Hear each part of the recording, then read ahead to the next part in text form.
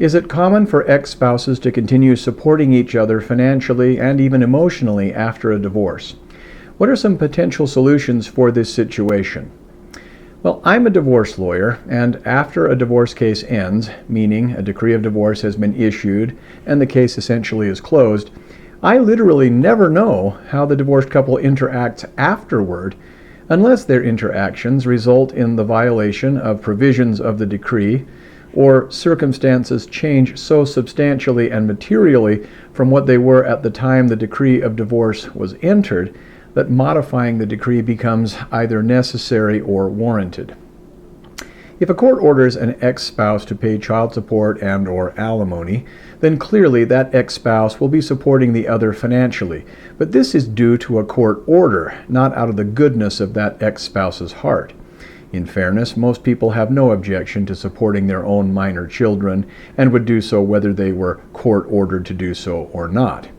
That stated, it is my impression that post-divorce, most, not all, but most couples interact with each other very little and only as much as necessary.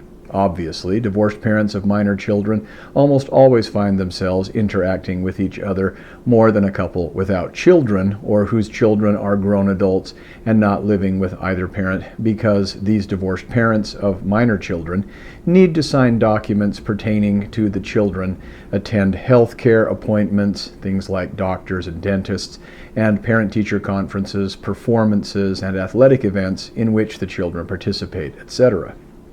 Some ex-spouses end up voluntarily supporting an ex-spouse financially and/or emotionally because they didn't want the divorce and still care for their ex-spouses and genuinely want to help them.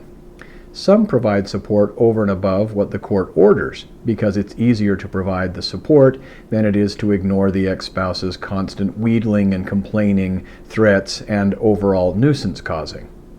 Some people divorce in such an amicable way that they can truly care for each other, yet conclude, often mutually, that they are better off friends than spouses.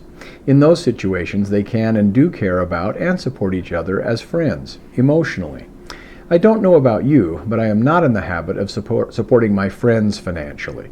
With friends like those, of course, I'll help in a time of emergency or need. I'll buy a friend a birthday gift, pick up the tab for a meal, go and sit by their side at the hospital and things like that, of course. But I don't consider it part of a friendship to be paying a friend's expenses with any degree of regularity.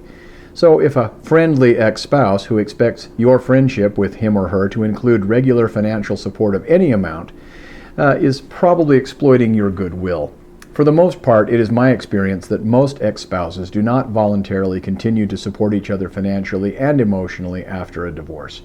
It's part of the divorce process to cut those ties. A divorced person who feels cheated or deprived of an ex-spouse's financial and/or emotional support after divorce because of divorce is either someone who does not understand divorce and its purpose, or somebody who's just deluded. If one is an innocent spouse who was nothing but loving and supporting and faithful and devoted during the marriage, and his or her spouse divorced him or her due to no fault of the innocent spouse, well, honey, unless your ex comes to his or her senses and sincerely begs your forgiveness, and it is known to happen in rare circumstances, but not frequently enough to justify believing or even hoping it is likely to happen, then, if your ex wants nothing more to do with you, you are much better off finding love, affection, and support elsewhere.